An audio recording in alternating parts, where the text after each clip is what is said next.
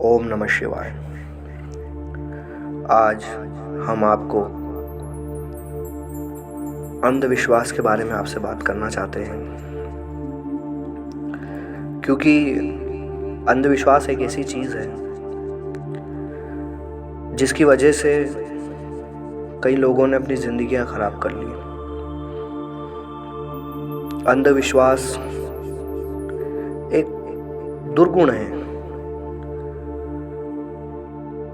आप थोड़ा सा अपनी बुद्धि का इस्तेमाल कर यह पता कर सकते हैं कि यह अंधविश्वास है। अंधविश्वास हमें गलत तरीके से गलत रास्ते पर ले जाता है। जो स्वयं अंधकार में है वह हमें उजाले की ओर कैसे ले जा सकता है। कई चीज़ें मैंने दुनिया में देखी, सुनी, समझी। मैं सोचता था, मैंने लॉजिकली उस बारे में सोचा कि अगर तार्किक रूप से मैं इस बारे में सोचूं तो मुझे कई चीज़ें सही नहीं लगती। जैसे कि महादेव शिव कहते हैं कि जो कोई पूर्ण मन से मुझे कोई भी चीज़ अर्पित करता है तो मैं वह स्वीकार करता हूँ, चाहे वह पुष्प हो, चाहे वो कोई वस्तु हो, चाहे वो भावना हो या और कोई भी चीज़। हो सकता है कि वो चीज़ आपके लिए शुद्ध अपवित्र हो सकती है, पर भावनाएं बहुत महत्वपूर्ण हैं। हम किस भावना से ईश्वर को क्या दे रहे हैं, यह सबसे ज़रूरी हिस्सा है। अब हम देखते हैं कि आप कैसे लॉजिक लगाकर अपना अंधविश्वास समाप्त कर सकते हैं। जो परमेश्वर इस समस्त ब्रह्मांड का संचालन करता है वह एक छोटे से मनुष्य की किसी बात या किसी घटना से कैसे नाराज हो सकता है। जो लोग अपने परमेश्वर पर पूर्ण विश्वास नहीं करते हैं वही लोग ये सब बातें सोचते हैं। जब आप परमेश्वर में पूर्ण विश्वास करते हैं, पूर्ण हृदय से प्रेम करते हैं, तो परमेश्वर आप जैसा ही हो जाता है। मैंने देखा कि काल भैरव मंदिर पर शराब चढ़ाई जाती है। वैसे शराब अच्छी नहीं मानी जाती, पर वहाँ भगवान को प्रसाद के रूप में अर्पित की जाती है। तो इससे आप जान सकते हैं कि हो सकता है कि जो चीज़ आपके लिए अच्छी नहीं है, पर भावनाएं उसे प्रसाद के रूप में भी परिवर्तित कर सकती है। यह एक चमत्कार ही है कि लोग जिसे अच्छी चीज़ नहीं मानते, जिस मदिरा ने कई घर बर्बाद कर दिए, उसे प्रसाद के रूप में स्वीकार किया जाता है। और इसमें कुछ गलत भी नहीं है, क्योंकि हम किसी की भावनाएं बदल नहीं सकते और ना ही बदलना चाहिए। जो जैसा अर्पित करता है प्रभु को, प्रभु वैसा स्वीकार करते हैं, और इसी बात से यह सिद्ध होता है। मैंने कई जगह कई लोगों को कहते सुना है कि मुझे माँ की सवारी आती है, मुझे भैरव भगवान आते हैं, मुझे कोई और चीज़ आती है। मैं किसी का भी अपमान नहीं कर रहा, ना मैं यह कह रहा है कि आप उनके बारे में क्या सोचते हैं। मैं बस अपनी राय बताना चाहता हूँ। मैंने सोचा कि जिस इंसान के शरीर में स्वयं जगदम्बा, महाकाली या माता रानी आती है, तो क्या माँ उसे लोगों के कष्ट निवारण का सही मार्ग नहीं बताती?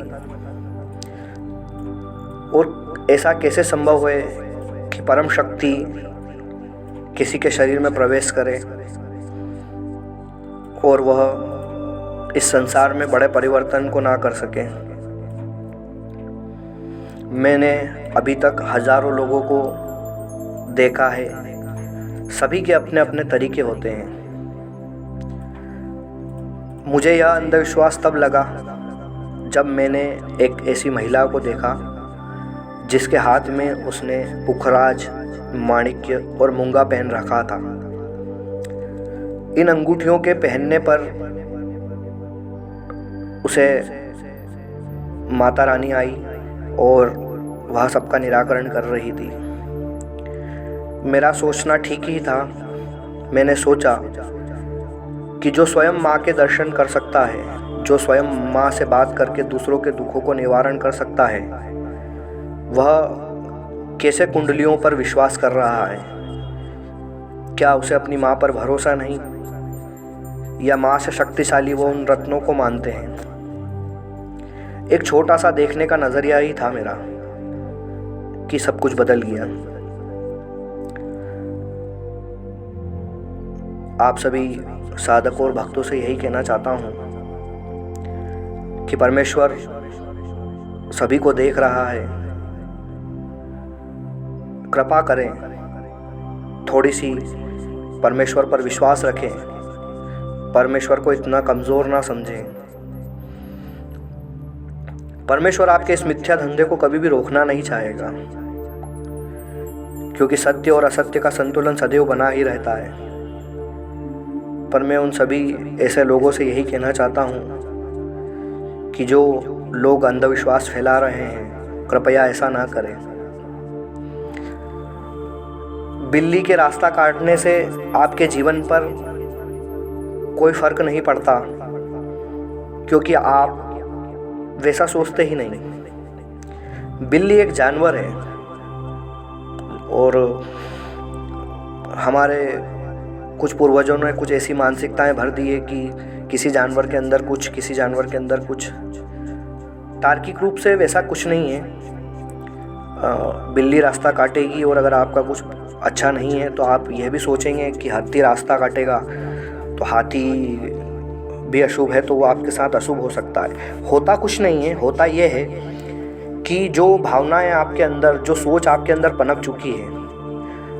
उदाहरण के रूप में मैं ये कहना चाहता हूँ कि अगर बिल्ली ने रास्ता काटा तो उस दिन आप खास कर नोटिस करेंगे कि आज मेरे साथ क्या गलत हो रहा है। इस वजह से जिन घटनाओं का आप नॉर्मल दिनों में इग्नोर कर जाते हैं, वह घटनाएं आपको असामान्य लगने लगती है, सिर्फ उस एक सोच के कारण। छींक आना भी एक सामान्य प्रक्रिया है, जो असामान्य है वैज्ञानिकों के रूप से, पर उसका भी किसी के जीवन या किसी गतिविधि से कोई तात्पर्य नहीं है। यह एक शारीरिक प्रक्रिया है जो कभी भी किसी भी तरीके से हो सकती है, एक छींक या दो छींक। सबसे बड़ा मानना यही है कि आप अगर किसी चीज़ को मानने लगते हैं तो उसके अंदर सत्य की शक्ति उतरने लगती है। आप जान लीजिए कि आप जिस चीज़ पर विश्वास करेंगे वह चीज़ आप स्वयं भी बनाएंगे तो वह सत्य होने लगेगी। जैसा कि मैं अगर कहूँ कि आपने सोच लिया कि मैं प्रतिदिन बिस्तर से उल्टा पैर ज़मीन पर रखूँगा, वह दिन मेरे लिए अशुभ होगा, तो निश्चित ही मानिए कुछ ही दिनों में आपके साथ ये घटनाएं घटने लगेगी।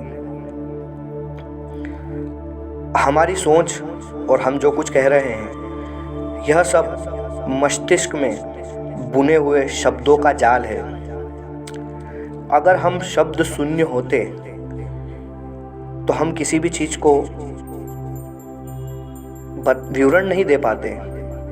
सोचिए कि आप मौन रहकर किसी से क्या बात कर सकते हैं, या कोई और मौन रहकर आपको क्या समझा सकता है। अब जब आप बहुत गहराई से देखेंगे तो आप जानेंगे कि सब कुछ शब्द ही है, सब कुछ शब्द ही है। शब्द से ही विश्वास, शब्द से ही अंधविश्वास जन्म लेता है। शब्द ही हमारी सोच को निर्मित करते हैं। शब्द ही हमारी भावना किसी और को बताते हैं। शब्द से ही हम किसी और की भावनाएं समझते हैं। शब्द से ही हम किसी के जाल में फंसते हैं। शब्द से ही हम किसी के जाल से निकलते हैं। शब्द निरंतर निरंतर निरंतर हमारे जीवन में अलग अलग चीज़ें करते रहते हैं और हम उसी प्रकार से उस ओर बढ़ते जाते हैं। तो आप सभी भक्तों से मैं बस एक ही बात कहना चाहता हूँ कि अंधविश्वास को बढ़ावा ना दें और कतई बिल्कुल डरे नहीं कि मैं किसी के बारे में कुछ कहूँगा तो मेरे साथ बुरा होगा। अपने आप पर और अपने परमेश्वर पर सबसे ज़्यादा विश्वास रखें। यह जान लीजिए कि अगर आपने ये विश्वास नहीं किया कि मेरा परमेश्वर ही सबसे शक्तिशाली है, तो परमेश्वर आपका जीवन कभी बदल नहीं पाएगा। सोचिए कि आपके परमेश्वर से कोई और शक्तिशाली कैसे हो सकता है, खासकर कोई और मनुष्य। तो आप किसी मनुष्य की शरण में जाने की बजाय किसी परमेश्वर की शरण में क्यों नहीं जाते? वह आपसे कुछ मांगेगा नहीं, आप कुछ दीजिए भी मत। आप सिर्फ अपनी भावनाओं का इस्तेमाल कीजिए। अपनी भावनाएं परमेश्वर तक पहुंचाइए। आपकी भावनाएं निश्चित ही परमेश्वर तक पहुंच रही है। और सदैव इस बात का स्मरण रखिए कि आपके परमेश्वर से कोई और शक्तिशाली नहीं हो सकता। आपका परमेश्वर ही सबसे शक्तिशाली है। ना कोई ग्रह, ना कोई नक्षत्र, ना कोई रत्न, इस दुनिया की कोई शक्ति आपके परमेश्वर से ज़्यादा शक्तिशाली नहीं हो सकती है। तो सदैव सदैव सदैव अपने परमेश्वर पर विश्वास कीजिए, किसी मनुष्य पे नहीं। मनुष्य तो नश्वर है, परमेश्वर ही अनंत शक्ति है और परमेश्वर ही हमेशा आपके साथ हैं। आपके जन्म से पहले और आपके मृत्यु के बाद भी अगर आपके कोई साथ है तो वह परमेश्वर है। ज़रूर ही गुरु भी परमेश्वर ही होता है, पर उत्तम यही है कि आप गुरु भी ऐसा चुनिए जो आपको वाकई सद्मार्ग पर ले जाता है। मैंने कई आश्रम देखे जहाँ पर ज़्यादातर लोग चिलम या गांजा पीने के लिए ही जाते हैं। मैं कई देर मैंने उन आश्रमों पर गुजारे और मैंने देखा कि वहाँ पर सत्संग से ज़्यादा नशा हो रहा है। तो मैं उन सभी साधुओं से भी यही निवेदन करता हूँ कि जो स्थान शुद्ध और पवित्र है, आप स्वयं अगर किसी नशे का सेवन करते हैं तो कृपया करें कि अपने शिष्यों को वह सेवन ना करने दें और सदैव उन्हें सद्मार्ग पर चलाने की कोशिश करें। आज के भाग में इतना ही कहना चाहता हूँ। जय श्री महाकाल।